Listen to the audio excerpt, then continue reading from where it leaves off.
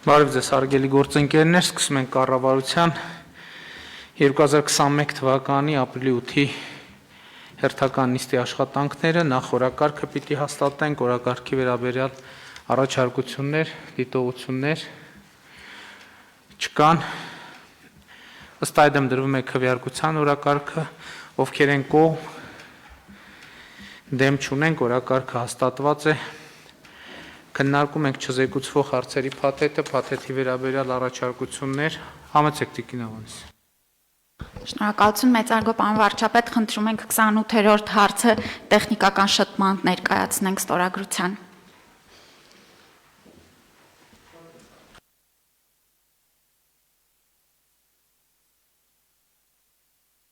Առաջարկներ, ըստ այդմ չզեկուցվող հարցերի փաթեթը դրվում է քվեարկության, ովքեր են կողմ փաթեթի ընդունմանը, դեմ չունենք, փաթեթը ընդունված է, քննարկում ենք զեկուցվող հարցերը, հարց համար 53 Հայաստանի Հանրապետության 2021 թվականի պետական բյուջեի մասին, օրենքում վերաբաշխում կատարելու մասին հարցը զեկուցող կրթության, գիտության, մշակույթի և սպորտի նախարարի տեղակալ Ժաննա Անդրեասյան, խնդրեմ Տիկին Անդրեասյան։ Շնորհակալություն, մեծարգո վարչապետ, հարգելի գործընկերներ, ձեր քննարկմանն եմ ներկայացնում գիտական և գիտատեխնիկական գործունեության ծրագրերի միջոցառումների իրականացման համար հատկացված ֆինանսական միջոցները 2 միլիարդ 784 միլիոն դրամի չափով ավելացնելու նախագիծը, որի համար հիմք է ծառայել գիտության ոլորտի զարգացման հեռանկարների մասին շարունակական խորհրդակցությունները, որոնք կայացել են վարչապետի մոտ և դրա շրջանակներում տրված հանձնարարականները։ Ըստ այդմ ավելացվող միջոցները ուղղվելու են երկու հիմնական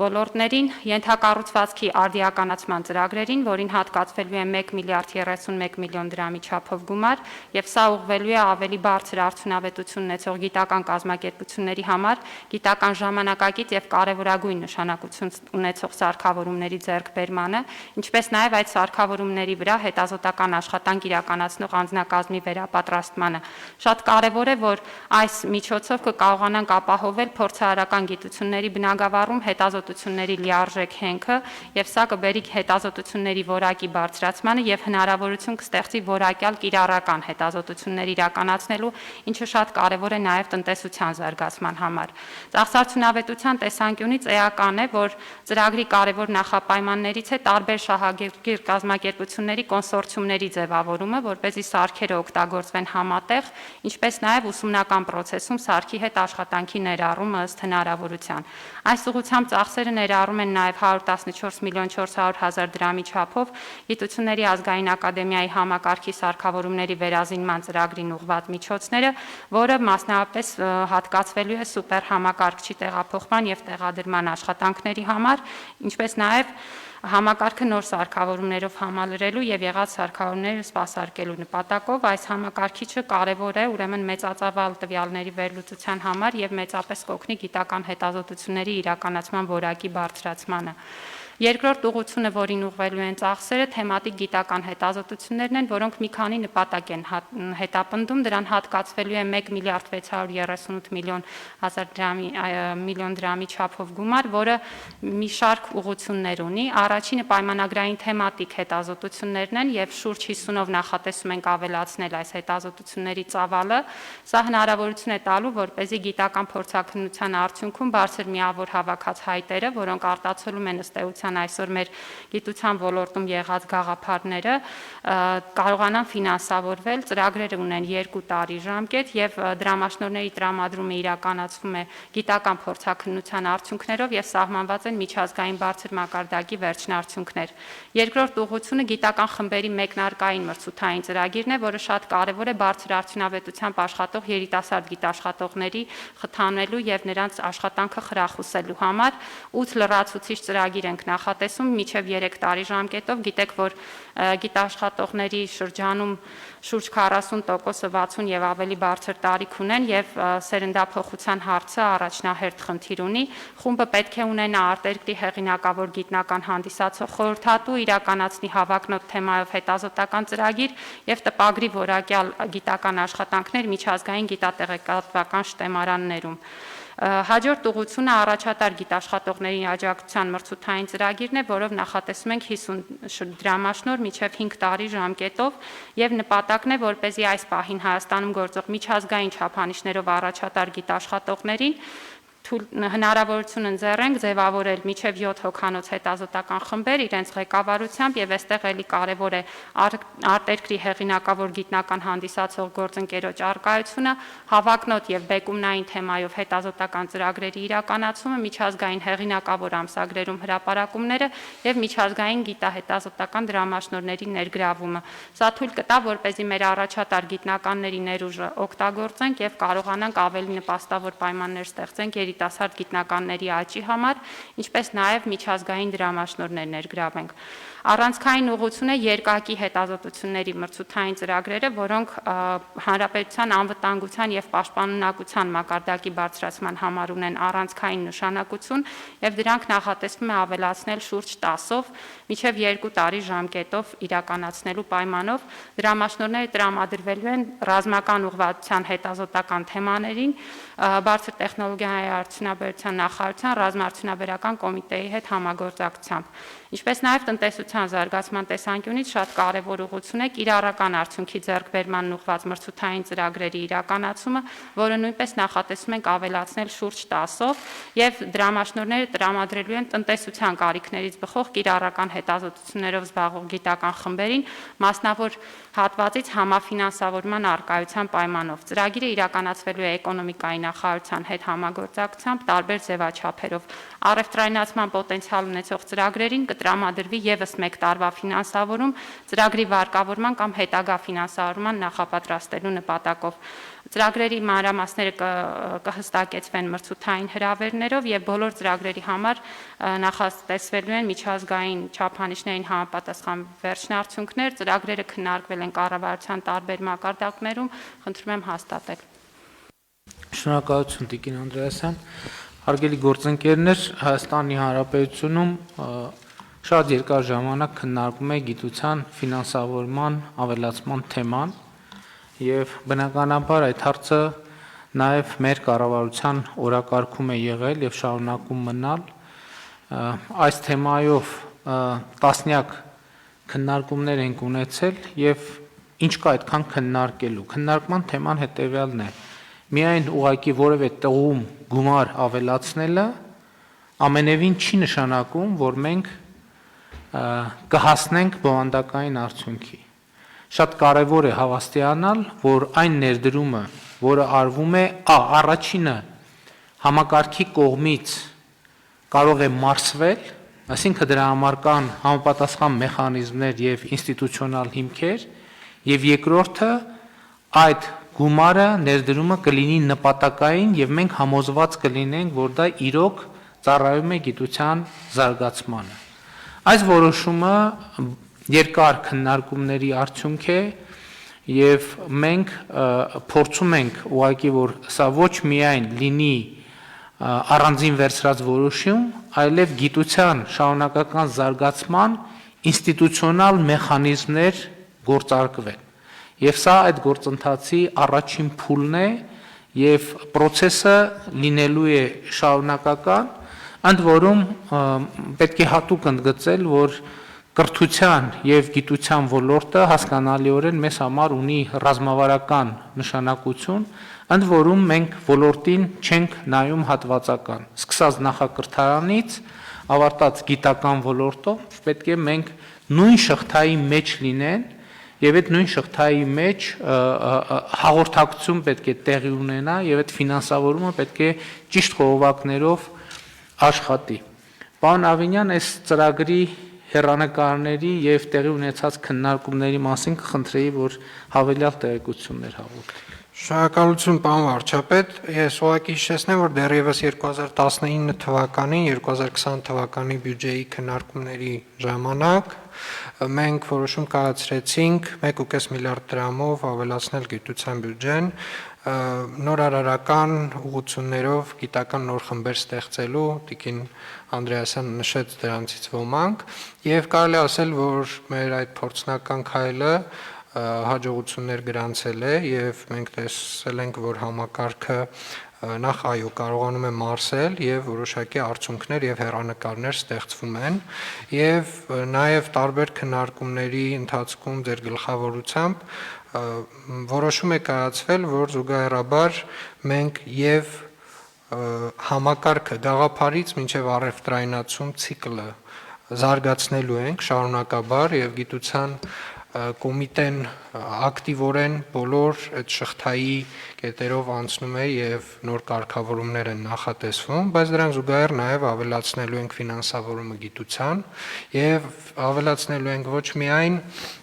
այսպես ասած թեմատիկ ուղղություններով նոր սարքավորումներ ձեռք բերելու ինստիտուտների վերազինման, այլև նաև գիտության կոմիտեն այս պայդրությամբ գիտության նկատմամբ գրավչությունը ավելացնելուն ուղղված աստիճանական բազային աշխատավարձի վերանայման նախագիծ է մշակում, որով որ 2022 թվականից սկսած մինչև 2025 թվականը էականորեն փոփոխվելու են բազային աշխատավարձերի դրույթները եւ դրանք իհարկե քննարկումների որոշ շրջափուլեր կանցնեն կառավարությունում, բայց ընդհանրապես կներեք ում աշխատավարձի մասին այսել հստակեցնենք, որպեսզի նաեւ խոսքը գնում է ամենա ասպիրանտից սկսած մինչև ինստիտուտի ղեկավար, այսինքն բոլոր մակարդակներում վերանայվելու են աշխատավարձները, որովհետև համեմատած մյուս ոլորտների իհարկե էականորեն գիտությունը որպես այդպիսին գրավչություն չունի եւ եթե մենք նայենք ընդհանուր քանակները ովքեր են գիտությամբ զբաղվում, մենք կտեսնենք, որ գիտությամբ զբաղվող անձանց միջին տարիքը շատ բարձր է եւ ընդհանուր առմամբ այդ երիտասարդացման գործընթացը տեղի չի ունենում գիտության մեջ եւ մեր գործընկերների մասնավորից մեր գործընկերների գիտության պետական կոմիտեի կողմից այս հարցը բազմաթիվ անգամներ շեշտվել է եւ մյուս կողմից էլ կառավարությունը իհարկե շեշտել է արդյունքահեն պրոցեսների նկատմամբ ուշադրությունը եւ կարծում եմ այս հավասարակշռումը ապահովելու դեպքում մենք միանշանակ կարողանալու ենք աշխատավարձերի վերանայման միջոցով գրավչությունը ավելացնել, միանշանակ ավելի շատ երիտասարդներ գնալու են դեպի գիտություն եւ հնարավորություն են ունենալու գիտությամբ զբաղվելով ապրել եւ արարել եւ այլ որևէ բանի մասին չմտածել, այսինքն չփորձել այլընտրանքային նաև աշխատանքներ գտնել մասնավոր ոլորտում, բայց նաև թեմատիկ գիտական ուղղություններ ստանձնելով նաև հնարավորություն են ունենալու էլ ավելի մեծ գումարներ վաստակել եւ կարծում եմ այստեղ նաև կապակցելու ենք մենք անպայմանորեն արդյունքների հետ եւ այդ արդյունքներից կախված նաև որոշակի ֆինանսավորման չափաբաժինները ավել կլինեն կամ պակաս, բայց այն հանձնառությունը, որը մենք 2019 թվականից դեռ ստանձնել ենք գիտության նկատմամբ հավելյալ ուշադրություն, հավելյալ ֆինանսավորում եւ հավելյալ կարգավորումների ճշգրտում իրականացնելը շարունակաբար իրականացվելու է պարոն վարչապետ եւ համոզված եմ, որ գիտության նկատմամբ եւ գրավչությունը եւ արդյունքները էականորեն ավելի լավն են լինելու։ Համեցեք Տիկին Անդրեաս։ Շնորհակալություն պարոն վարչապետ, շատ կարևոր դիտարկում արեցիք կրթության եւ գիտության կապի մասին, կուզեի մեկ շեշտադրում էլ անել, որ այս հնարավորությունը նաեւ հավելյալ հնարավորություններ է ստեղծում բուհերի զարգացման համար մի քանի առումներով, քանի որ բուհերը նաև որպես գիտահետազոտական գործունեություն իրականացնող կառույցներ ստանում են հավելյալ հնարավորություններ զարգացման եւ համատեղ աշխատանքի գիտահետազոտական ինստիտուտների հետ, ինչը միանշանակ նպաստելու է թե բուհերի միջազգայնացմանը, թե նաև նրանց վարկանիշի բարձրացմանը, ինչը հավելյալ դրական հետևանք կարելի է համարել նման ուշադրության եւ նման քաղաքականության։ Շնորհակալություն։ Շատ լավ, ես ելի ուզում եմ ընդգծել, որ հիմա տեսեք, մենք այս թեմաների վրա շատ երկար ենք աշխատել, մասնավորապես կրթության ոլորտի բարեփոխումների փաթեթի վրա, եւ դրանք եղել են ամենավիճահարույցը, բայց ես ուրախ եմ արձանագրել, որ մենք դրսևորել ենք քաղաքական կամք այդ ճանապարհով շարունակաբար գնալու։ Ես ուզում եմ ձեր ուշադրությունը հրավիրել թե հետևյալ հարցի վրա, թե ինչ ֆունդամենտալ արդեն իսկ արձանագրված փոփոխություններ են տեղի ունեցել կրթության գիտության ոլորտում։ Նախ ընդունվել է բարձրագույն կրթության եւ գիտության մասին օրենքը, որը այս փոփոխությունների համար ունի անկյունակարային նշանակություն։ Ընդունվել է հանրակրթության չափորոշիչը։ Հիմա առաջիկայում կընդունվի նախակրթության չափորոշիչը։ Գիտության ոլորտում մենք իրականացնում ենք այս փոփոխությունները շարունակաբար, դեռևս 2019 թվականից մենք բյուջեի հավելյալ միջոցներից տրամադրեցինք գիտության ոլորտին եւ ձեռք բերվեց շոշափելի քանակությամբ լաբորատոր տեխնիկա, գիտության համար անհրաժեշտ տեխնիկա, սարքավորումներ։ Այս շարքում ես առանձնահատուկ կարևորություն եմ տալիս ուսուցիչների որակավորման գործընթացին, որը արդեն մտնում է գործնական փուլ։ Ինչը նշանակում է, որ մենք մեր հանրակրթության համակարգում մի շատ եւ նոր կարևոր գործոն ենք ներմուծելու, այն է անընդհատ սեփական որակավորումը բարձրացնելու շատ կոնկրետ խթան ենք մենք տալիս մեր սիրելի ուսուցիչներին, որովհետեւ համահարթեցման այն մոտեցումը, որը միջև հիմա գոյություն ուներ, ամենատաղանդավորներին ըստ էության զրկում էր մոտիվացիաներից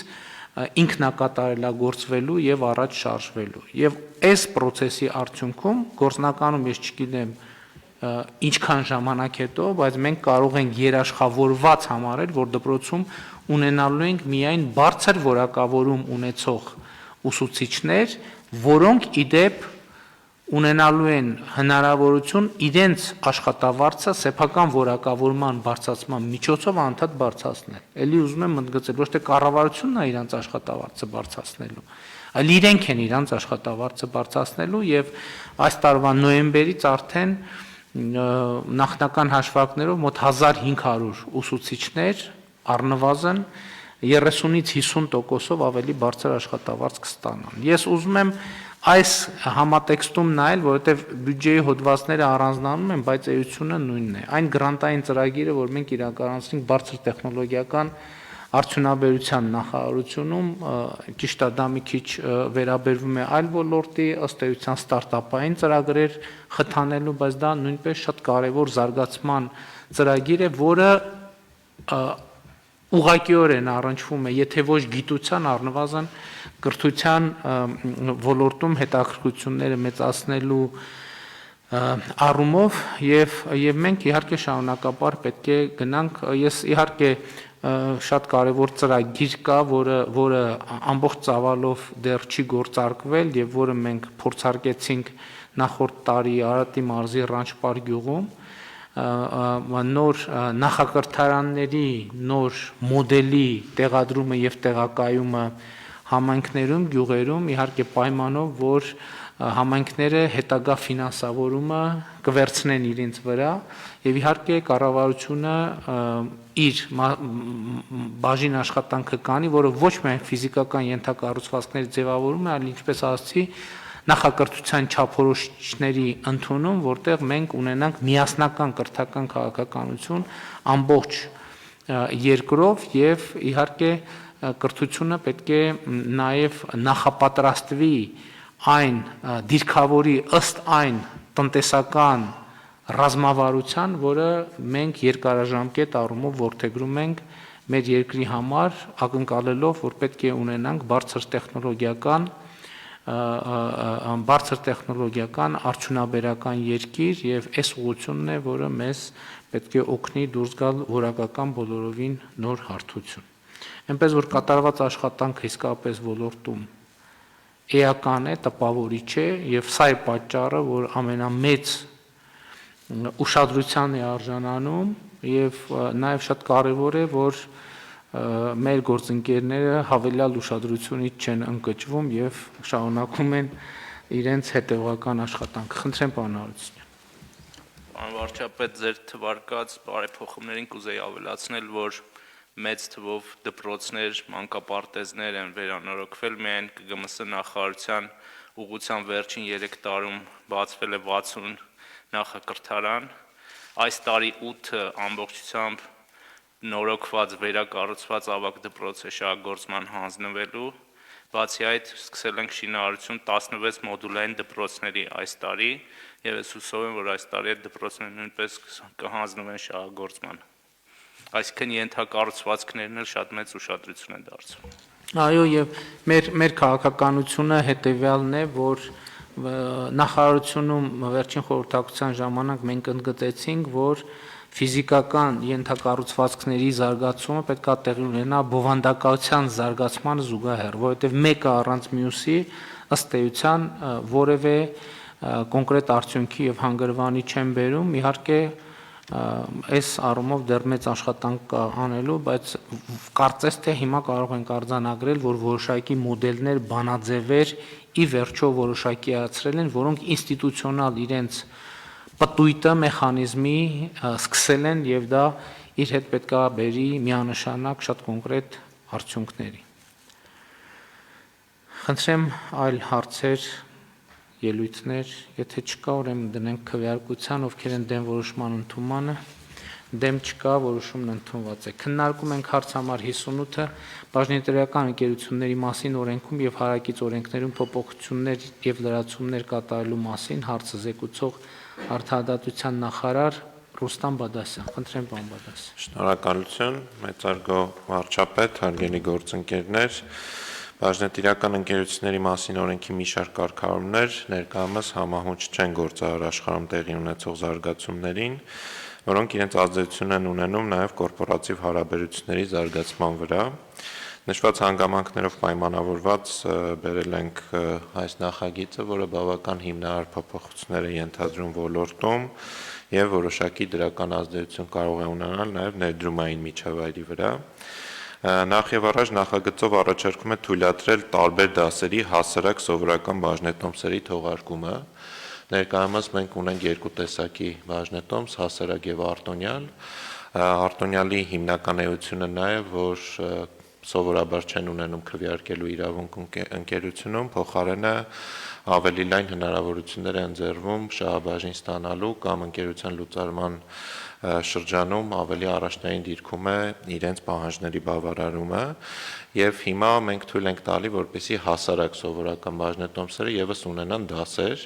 եւ այս առումով ապահովում ենք ճկունությունը կայանում է հետեւյալում, որ որոշակի դասի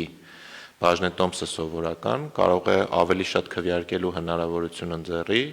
իսկ մեկ այլ դասի բաժնետոմս հակառակը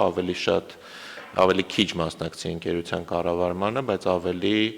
լայն հնարավորություն ունենա շահաբաժին ստանալու։ Սա ինչի համար ենք անում, որովհետև ներդրողների ճակերտների մեջ ճաշակը շատ տարբեր կարող է լինել, մեկ անձ կարող է ուզենա ավելի շատ կառավարմանը մասնակցի, մյուսը ավելի շատ շահաբաժին, իսկ այն մյուսը կարող է որոշակի համադրված տարբերակ ընտրի, որ իր ներդրումները ավելի հաջող իրականացնի։ Մենք հիմա այս նախագծով տալիս ենք նման հնարավորություն, միաժամանակ սահմանափակում ենք, որ միևնույն դասի բաժնետոմսով առավելագույն քվեարկելու իրավունքը 10 ձայն կհամարվի սեփականատիրոջ համար։ Նախագծով առաջարկում է նաև ազատականացնել խոշոր գործարքների վերաբերյալ կարգավորումները, մասնավորապես գործող կարգավորումների համաձայն խոշոր են համարվում ընկերության ակտիվների հաշվեկշռային արժեքի 25 եւ ավելի տոկոս գերազանցող գործարքները, իսկ ընկերության ակտիվների հաշվեկշռային արժեքի 50%-ը չգերազանցող գույքին առնչվող խոշոր գործարքներ կնքելու վերաբերյալ որոշման ընդունումը վերապահում է ընկերության խորհրդին։ Այս առումով հարկ է նկատել, որ համաշխարհային բանկի Doing Business մեթոդոլոգիայի համաձայն խոշոր կարող են չորակվել այն գործարքները, որոնց արժեքը կազմում է ընկերության ակտիվների հաշվեկշռային արժեքի ընդհուպ մինչև 51%-ը։ Այս փոփոխությամբ ավելի պարզ ինչ ենք անում, հնարավորություն ենք տալի, որ խոշոր գործարքներ կնքելու որոշումները ընկերությունում ճկունություն ապահովենք եւ ընդհանուր ժողովից շատ դեպքերում տեղափոխենք դեպի խորհուրդ կամ գործադիր մարմին, որովհետև շատ բաժնետեր երբեմն շահագրգռված չեն ակտիվ մասնակցություն ունենալ ընկերության կառավարմանը եւ այս օրինակ արտասահմանում են նաեւ գտնվում, դժվար է ընդհանուր ժողով հրավիրել, օրակարգ հաստատել, հետեւաբար եթե իրենք վստահում են խորհրդին եւ գործադիր մարմնին, դա կարող են պատվիրակել նշված մարմիններին։ Միևնույն ժամանակ նախագծով առաջարկվում է ազատականացնել նաեւ ընկերության կառավարման մարմինների իրավասությունները, ներկայումս օրենքը սահմանում է ժողովի եւ խորհրդի բացառիկ իրավասությունները, ինչը անհնարին է դարձնում մի շարք որոշումների կայացման իրավունքը խորհրդին կամ գործադիր մարմնին պատվիրակելու հնարավորությունը։ Նման կարգավորումները ըստ էության ճկուն չեն ընկերության կառավարման վերաբերյալ տարբեր մոտեցումներ ունեցող բաժնետերերի եւ ներդրողների տեսանկյունից։ Ավելին Հայաստանում շատ ընկերություններ չունեն խորհուրդներ, ինչը լրացուցիչ բարդություններ է առաջացնում ժողովի համար։ Փոխարենը իրավասությունների բաշխման ճկուն համակարգի ներդրումը հնարավոր է դարձնում ավելի արդյունավետ կառավարել ընկերությունը, այսինքն սրանով եւս նույն ոլորտի հարց ենք լուծում, այն բոլոր դեպքերում, երբ որ իմպերատիվ է պահանջը, այսինքն բացառապես ժողովի իրավասությունն է, մենք ավելի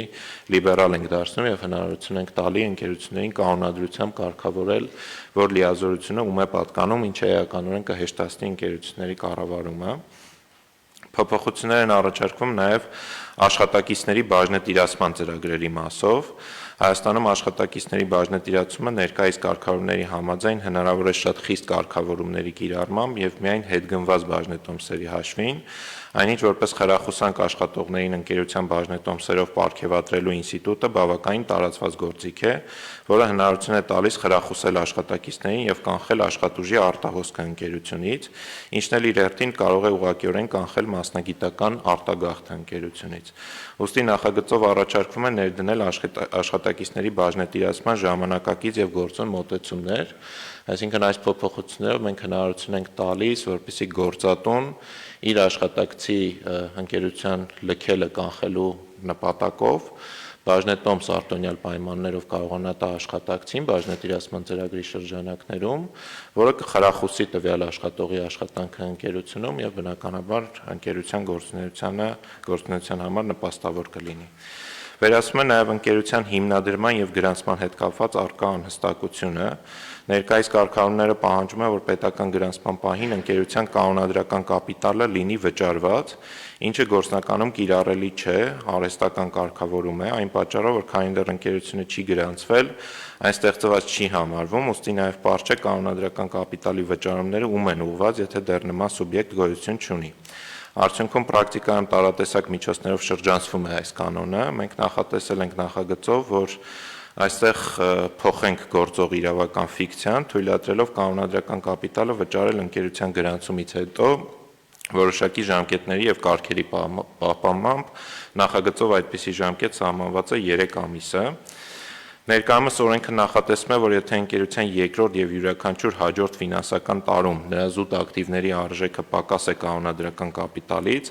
ապա ընկերությունը պարտավոր է նվազեցնել իր կանոնադրական կապիտալը, իսկ եթե այն պակաս է լինում օրենքով սահմանված նվազագույն չափից, ապա ընկերությունը պարտավոր է լուծարվել։ Նշված կարգավորումները սակայն խնդրահարության այն դեպքերում, երբ գործ ունենք ստարտափ ընկերությունների հետ, որոնք ունեն երկարաժամկետ բիզնես ծրագրեր եւ որոնց բիզնեսի շահութաբերությունը զուտ ժամանակի խնդիր է, ուստի երբ ընկերության մոտ առկա չեն անվճարունակության հիմքեր, իսկ բացասական կապիտալի առկայությունը պայմանավորված է ընկերության գործունեության առանձնահատկություններով, նպատակահարմար չէ ընկերությանը պարտադիր լուծարելու դրույթը։ Նաև նշեմ, որ այս լուծարելու դրույթը եւս հիմա պրակտիկայում կարելի ասել, որ շատ դեպքերում փաստացի չի գործում։ Մենք ուսումնասիրելով միջազգային փորձը գտել ենք, որ հնարավոր է այս դեպքերում ոչ թե պարտադրել ընկերությանը լուծարել օրենքի մակարդակում, այլ թույլատրել ընկերություններին գործել բացասական կապիտալով, իհարկե պահպանելով որոշակի ընթացակարգեր եւ երաշխիքներ միտված պարտատերերի նաեւ շահերի պաշտպանությանը, այսինքն հստակ մեխանիզմ ենք ներդրել։ Օրենքի գործող խմբագրությամբ թույլատրվում է տիրապետել, օգտագործել եւ տնօրինել միայն ամբողջական բաժնետոմսեր, այսինքն այն դեպքերում, երբ որ կոտորակային բաժնետոմսեր են առաջանում, իսկ դա առաջանում է բաժնետոմսերի կոնսոլիդացիայի դեպքում, ընկերությունը պարտավոր է լինում հետ գնել նշված բաժնետոմսերը կոտորակային Եվ այս մեխանիզմը շատ դեպքերում այսօր օգտագործվում է փոքր բաժնետերերի շահերի դեմ, այսինքն արհեստականորեն միտված է ընկերությունից փոքր բաժնետերերին դուրս մղելուն։ Մենք որպեսզի թույլ չտանք նշված պրակտիկան, այս իմպերատիվ պահանջը փոխել ենք եւ թույլ ենք տալի, որպեսզի բաժնետերերը շարունակեն տիրապետել, օգտագործել եւ տնօրինել կոտորակային բաժնետոմսերը։ Իհարկե ընկերությունը իրավունք ունի գնել, բայց եթե կոտորակային բաժնետերերի սեփականատերերը հրաժարվում են վաճառել այդ բաժնետոմսերը, իրենք ազատ են շարունակելու դրանք տիրապետել։ Նշեմ, որ բազմաթիվ այլ փոփոխություններ կան, որոնք վերաբերում են կորպորատիվ ոլորտին, եւ այս նախագիծը մշակվել է ANIF-ի հետ համատեղ, նաեւ մասնավոր մի շարք ընկերությունների աջակցությամբ ենք մշակել, բխում էր նաեւ 19-23 թվականների դատական իրավական բարեփոխումների ռազմավարությունից։ Շնորհակալություն։ Շնորհակալ եմ։ Հարցեր։ Չկան հարցեր, ըստ այդմ դրվում է քվեարկության, ովքեր են դեմ որոշման ընդունմանը, դեմ չկա, որոշումն ընդունված է։ Քննարկում ենք հարց համար 54,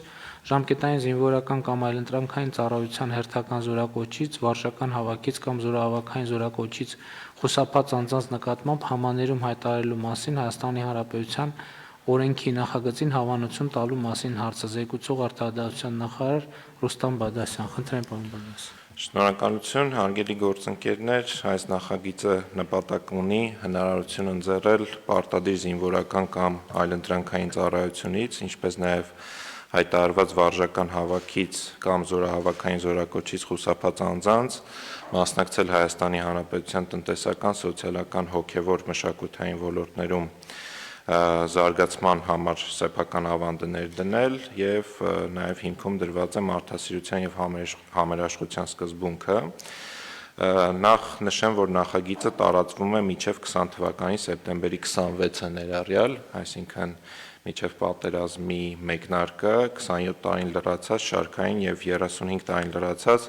պայեստազորի սպայական կազմերի պարտադիր զինվորական կամ այլընտրանքային ծառայությունից, ինչպես նաև հայտարարված վարժական հավաքից եւ կամ զորահավաքային զորակոչից խուսափած եւ Հայաստանի Հանրապետության քրեական օրենսգրքի միայն 327-րդ հոդվածի առաջին մասով նախատեսված հանցագործություն կատարելու մեջ կասկածվող, մեղադրվող կամ դատապարտված անձանց նկատմամբ։ Նախագծով առաջարկվում է, որ համաներումը հայտարարելով պատժից ազատել այն անձանց, որոնք դատապարտվել են ազատությունից զրկելու հետ կապված պատժի, որոնց նկատմամբ պատիժը պայմանականորեն չի կիրառվել կամ պատժի կրումը հետաձգվել է, որոնք դատապարտվել են ազատությունից զրկելու հետ չկապված պատժի,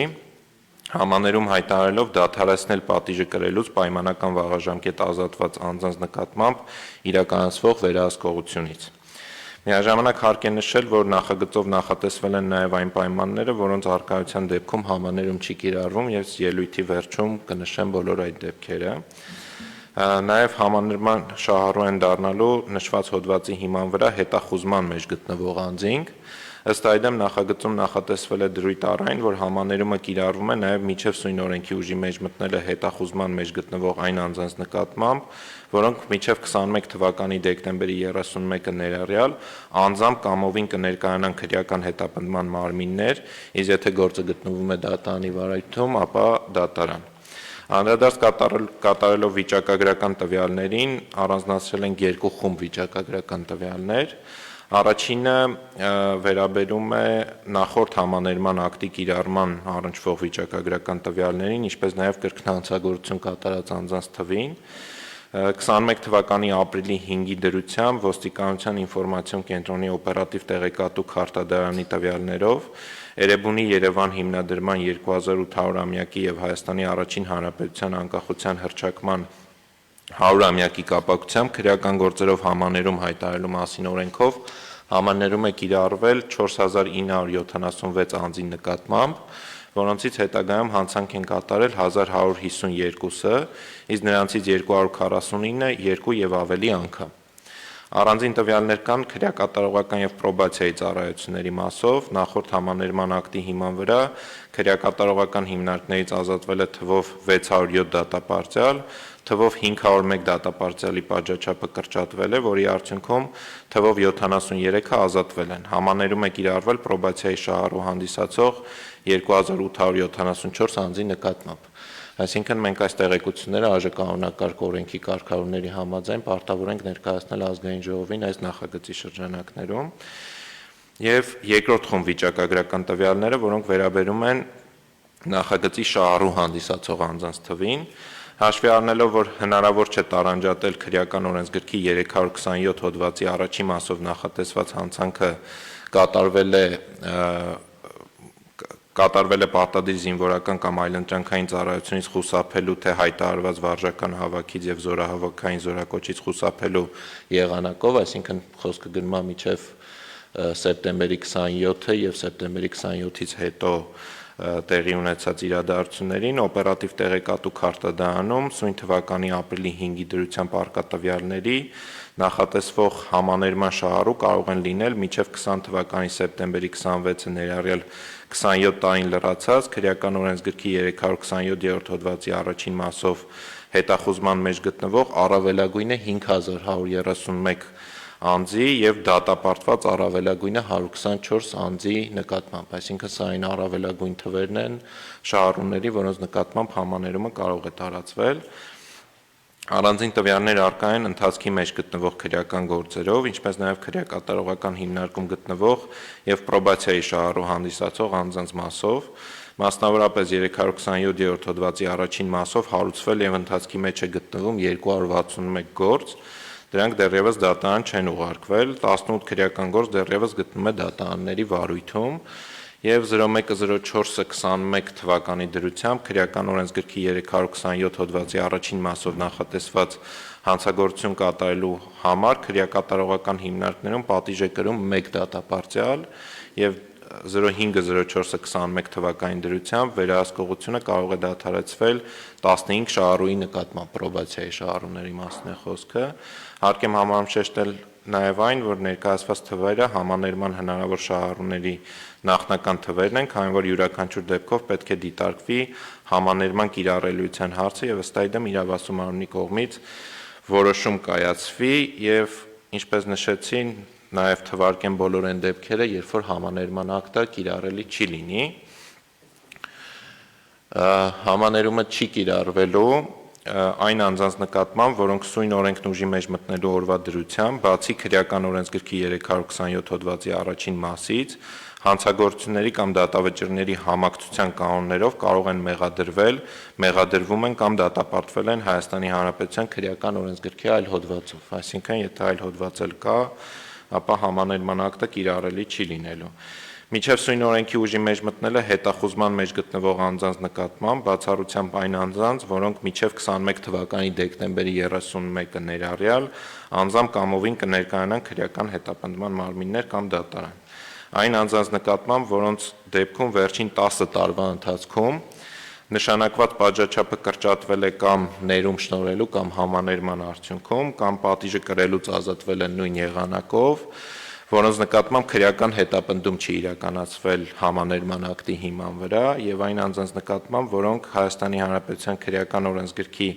327-րդ հոդվածի առաջին մասով նախատեսված հանցանքը կատարել են մեկ այլ գործով նշանակված պատժից պայմանական վաղաժամկետ ազատելու կամ պատիժը պայմանականորեն չկիրառելու հիմքում սահմանված փորձաշրջանի ընթացքում, այսինքն փորձաշրջանի ընթացքում են այդ հանցանքը կատարել։ Շնորհակալություն։ Շատ լավ։ Հարգելի գործընկերներ, նման օրենք ընդունելու գաղափարը շատ վաղուց է քննարկվում եւ շատ վիճահարույց թեմա է եղել միշտ,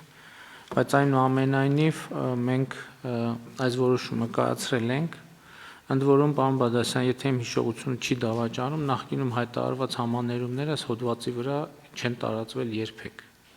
Սա ըստ էության ճիշտ եմ հիշում։ Այո, զինվորական դատախազությունը տեղեկություն կար տեղեկանքում, որ նախորդ համաներումը չի կիրառել։ Որևէ համաներում։ Ես իմ հիշողությունը, եթե չի դավաճանում, պես որ այդ մյուս վիճակագրությունները հիշատակելը այս թեմայի հետ այդքան էլ կապ չունի, նախկինում երբեք այս հոդվածը համաներման տակ չի ընկել, հասկանալի պատճառներով։ Եվ թվում է, թե այս իմաստով ամենաանպատեհ ժամանակաշրջանն է պատերազմից հետո 44 օրյա ժամկետային զինվորական ծառայությունից խուսափած անձանց նկատմամբ կիրառել համաներում։ բայց այս որոշումը մենք կայացրել ենք նաև հետևյալ նկատառումով մեր բանակը զինված ուժերը հիմա թևակողում է խորը եւ բովանդակային բարեփոխումների փուլ եւ ըստ էության սա մեզ բոլորիս համար հնարավորություն է ինչ որ մի կետ ֆիքսել եւ այդ կետից գնալ առաջ։ Շատ կարևոր է արձանագրել նաև մի շատ տխուր վիճակագրություն, որ Հայաստանի Հանրապետության իրավապահ մարմինների կողմից հետախուզվող անձանց ճնշող մեծամասնությունը, ասենք որոշ ժամանակներում, այսինքն 90 եւ ավելի տոկոս հետախուզվում են հենց այս հոդվածում։ Բայց տվյալ դեպքում ուզում եմ ընդգծել, որ համաներումը տարածվում է 27 տարին լրացած անձանց հետ։ Ընդ որում այս թեման փակելու մի քանի փորձեր են եղել, մեխանիզմներ են եղել, հիշում եք, կար օրենսդրական նախաձեռնություն ամեն բաց թողնված զորակոչի համար վճարում կատարելու դիմաց, ըստ էության համաներման կիրառում եւ այլն, որ երկար տարիներ կիրառվեց, որոշակի արդյունքներ ունեցավ, բայց ցանկալի արդյունքներ չունեցավ, այսինքն մեր ցանկը չզորայացավ։ Հիմա այստեղ խոսքը մեծավ մասամբ գնում է այն քաղաքացիների մասին, ովքեր հանրապետությունում չեն եւ չեն կարողանում հանրապետություն վերադառնալ այս քրեական հետապնդման եւ քրեական գործի պատճառով։ Եվ մենք նաև հաշվի առնելով մեր ընթացիկ իրավիճակը, հաշվի առնելով նաև այն, որ մեր բանակում բարեփոխումների խորը եւ բովանդակային բարեփոխումների գործընթաց է սկսվել, արդեն սկսվել է այդ գործընթացը, մենք ճիշտ ենք համարում այսպիսի քաղաքական որոշման կայացումը։ Խնդրեմ դիտարկումներ, հարցեր համեցեք։ Շնորհակալություն, ես ոչ թե որպես շրջակա միջավայրի նախարարի տեղակալ կխոսեմ, այլ որպես քրեական իրավունքի մասնագետ, պարոն Բադասյան, ընդհանրապես համաներման ինստիտուտի հետ կապված ես որոշ նկատառումներ ունեմ, աշխարհում փորձը ցույց է տվել, որ ինքը այդքան էլ լավ ինստիտուտ չէ եւ շատ երկրներում չի կիրառվում, մանավանդ դուք ձեր խոսքում նշեցիք, որ 20-ից 30% կրկնահանցագործություն է առաջ բերում։ Ինչն է պատճառը, որ հենց այս հոդվածով միայն բանակի նոր փուլ թևակողելը, թե ինչ որ այլ հիմնավորումներ էլ կան։ Շնորհակալություն։ Շնորհակալություն, պարոն Սիմոնյան, այո, տարբեր կարծիքներ կան, ես նաև նախորդ վիճակագրությունը համաներման, որի նկատմամբ, որ այս հոդվածի նկատմամբ չի կիրառվել, վկայակոչեցի, իհարկե վերասոցիալականացման ճանապարհին համաներումը չի ամենալավ գործիքը, այլ քրեակատարողական ոլորտում հիմնարար բարեփոխումների իրականացումը, որի ուղղությամբ մենք շարժվում ենք, բայց այս հոդվածի հետ կապված առանձնահատկություններին կարծում եմ ավելի քան մանրակրկիտ հենց նոր նշվեց, թե որն է հիմնավորումը, նաև որ այն քաղաքացիները, ում 27 տարին կամ 35 տարին լրացել է, կարողանան վերադառնան եւ իրենց աշխատանքով նպաստեն Հայաստանում տարբեր ոլորտների զարգացմանը, քանի որ ըստ էության իրենց որոշ դեպքերում վերադարձի միակ խոչընդոտը դա է։ Հարգելի գործընկերներ, ես ուզում եմ ձեր ուշադրությունը կրկին հրավիրել եմ փաստի վրա, որ ձեր ասած հիշատակած վիճակագրությունները կիրառելի չեն տվյալ դեպքի համար, որովհետև տվյալ դեպքում համաներում երբեք չի կիրառվել Հայաստանի Հանրապետությունում։ Եվ ձեր նշած բազմաթիվ երկրներում գոյություն չունի պարտադիր զինվորական ծառայություն։ Այսինքն մի շարք երկրներում գոյություն ունի, մի շարք երկրներում ընդհանրապես գոյություն ունի, այնպես որ էլի ուզում եմ ընդգծել, որ այդ վիճակագրությունների հիշատակումը, վերլուծությունը այս թեմայի հետ ընդհանրապես որևէ առնչություն չունի բովանդակային առումով։ Սա բոլորովին ուրիշ թեմա է եւ այս հարցը դիտարկել ենթադրենք կողոպուտի համատեքստում եւ ասենք կողոպուտի համար դատվածների կամ գողության համար դատվածների վիճակագրության վրա հիմնվելով անել եզրակացություններ այնքան էլ ճիշտ չի։ Սա այս Սփյուռքի գործերի գլխավոր հանձնակատարը ձայն է խնդրում եւ ճիշտ է անում, որովհետեւ սա ուղիղ կապ ունի վերջին 3 տարվա ընթացքում երևի ամենամեծ թվով դիմումները առնվազն շատ մեծ թվով դիմումներ մենք այս թեմայով ենք ստացել եւ այդ թվում նաև 2019 թվականին, եթե չեմ սխալվում, Վիեննայի հայ համայնքի հետ ունեցած հանդիպման ժամանակ ես խոստացել էի նաև մեր Սփյուռքի հայրենակիցներին, որ այս թեմային անպայման անդրադարձ կկատարենք եւ խնդրում եմ իրավական վերլուծություններ չանել, որովհետեւ սա քաղաքական որոշման եւ քաղաքական մոտեցման խնդիր է։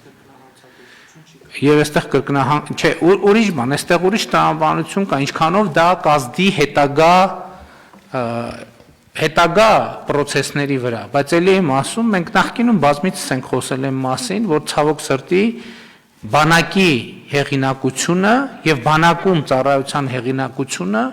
իրար հետ մեր երկրում համադրելի չեն եղել։ Եվ մենք այդ ճեղքի պրոբլեմատիկան ցավոք սրտի մեր մաշկի վրա զգացինք։ Սա փորձ է, քաղաքական որոշում է նոր փուլ, նոր էջ բացել, այդ թվում այո Սփյուռքի հետ հարաբերություններում։ Պարոն Սինանյան, խնդրեմ։ Շնորհակալություն, պարոն վարչապետ, ինչ խոսք որ իհարկե վիճահարույց թեմա է ընդհանուր առմամբ եւ արգումենտներ կան երկու կողմից, բայց միանշանակ շահառուները Սփյուռքում են գտնվում, շատ մեծ թիվ են կազմում եւ իրոք մարդիկ տարբեր առանց արդարացնելու թե ինչու են մարդիկ խուսափել ծառայությունից, բայց շատերի մոտ դա կապված է եղել հենց բանակում տիրող բարեհոգեբանական վիճակի հետ եւ ասեմ որ պատերազմի ժամանակ շատ դեպքեր եղան եւ որ մարդիկ ուզում էին գալ կամավոր կռվելու, բայց չէին կարող հենց այս պատճառով, որտեղ հետախուզման մեջ էին, նույնիսկ նման տարօրինակ երևույթներ եղան շատ։ Պարոն Սինանյան, եկեք չանդրադառնանք, հա, արդարացնել, չարդարացնել, որովհետեւ դա շատ բարդ թեմա է իրականում, չափազանց բարդ թեմա, եկեք արձանագրենք, որ մենք այս քաղաքական պատասխանատվությունը այո վերցնում ենք մեր վրա եւ կայացնում ենք այսպիսի քաղաքական որոշում։ Ոչ թե իրավական, ոչ թե ինչ, մենք կայացնում ենք այսպիսի քաղաքական որոշում։ Եվ այս որոշման պատասխանատվությունը վերցնում ենք մեր վրա եւ համոզված եմ, որ սա ճիշտ որոշում է, որովհետեւ այս ցիկլից դուրս գալու որևէ ուրիշ տարբերակ չկա։ Իրոք դա այդպես է եւ իրոք սա մի հարց է, որը Սփյուռքում համատարած ուշադրության կենտրոնում է գտնվում, մարդկանց շատ հուզում է եւ առողջացման հետ կապված մեծ դեր կխաղա։ Ընդհանրապես, եթե այսքան քննարկեցիք, կարծում եմ մենք պետք է մեր զինված ուժերի ապագա կառուցվածքի վերաբերյալ նաև քննարկումներ ունենանք, նաև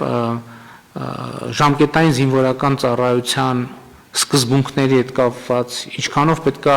բանակը լինի պրոֆեսիոնալ, ինչքանով պետքա հենվի ժամկետայինների վրա, ինչքանով պետքա հենվի պրոֆեսիոնալների վրա, ոչ թե պայմանագրայինների, այլ պրոֆեսիոնալների, որովհետև մենք պրակտիկայում տեսանք, որ այնուամենայնիվ կա որոշակի եւ շատ էական տարբերություն, ուղղակի պայմանագրային զինծառայողի եւ պրոֆեսիոնալ զինծառայողի միջև, եւ բայց սրանք ընդհանրապես օրակարգ են,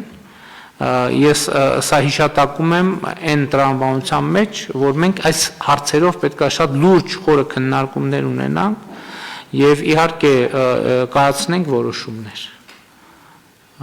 Համեցեք, պարոն Բադասյան։ Պարոն վարչապետ, ուղղակի իլերումը ձեր ասացի պարզաբանում այդ նախորդ վիճակագրությունը, որ բովանդակային որևէ կապ չուներ այս նախագծի հետ, ինչի էի վկայակոչում, դա ԱԺ կանոնակարգը, այսինքն պահպանելու ընդհանրապես ձևական կողմն է, որ մենք ամեն նոր նախագիծ ներկայացնելիս պետք է նախկինի արդյունքները վիճակագրական, թե չէ որևէ բովանդակային կապ չուներ։ Շատ լավ։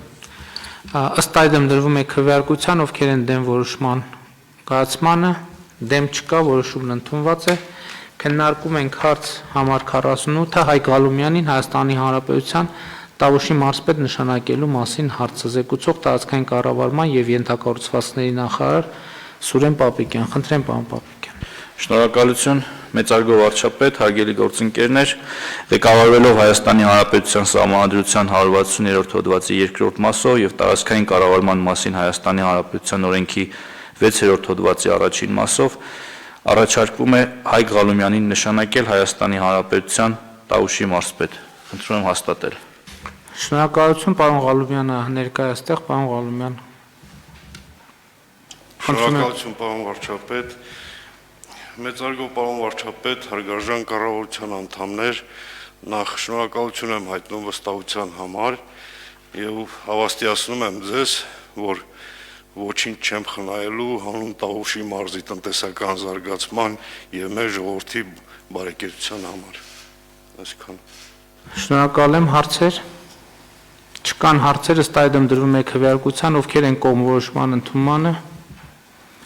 Դեմ չունենք, որոշումն ընդունված է, հարգելի գործընկերներ, մեր նիստի օրակարգը սպառված է, նիստը ավարտված, շնորհակալություն։